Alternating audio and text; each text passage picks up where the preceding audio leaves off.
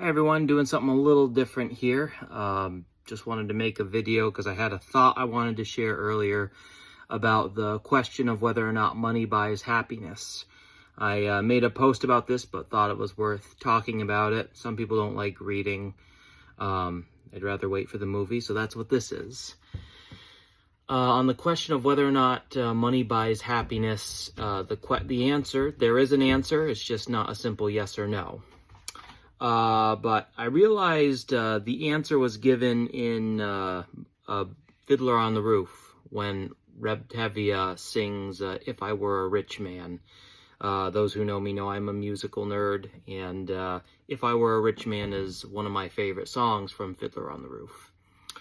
And in it, he goes on about, he fantasizes about what it would be like to be rich, and he imagines having a big house, filling his yard with chickens and turkeys and geese, and having lots of servants for his wife to boss around, probably instead of him. And all that's really nice, but the most telling thing is in the last verse, when he talks about having the time to sit in the synagogue and pray and to discuss scriptures with a learned man. He says that would be the sweetest thing of all. So as much as he likes the other things, it's really the fact that he would have the time and the energy to devote himself to the things that he really values. And I think it's the case with all of us. Some people think of, can money buy happiness? Meaning, if I buy, enough new jet skis or fancy sports cars, or if I get that house with an in-ground pool, that might give happiness. And those things are cool, and nothing wrong with getting them. But I think that leads to a superficial, not very long-lasting kind of happiness. Whereas a true kind of happiness would come from being free of financial stress.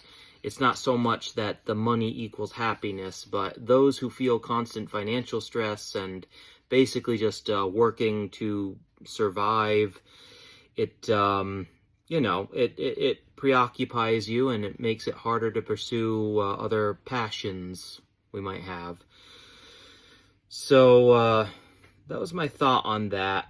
So achieving escaping financial stress is very difficult. One of the things that might hinder that is debt, and arguably the scariest kind of debt there is debt owed to the IRS or state taxing agencies. So if you're one of those people that has that, I hope you would consider calling a professional.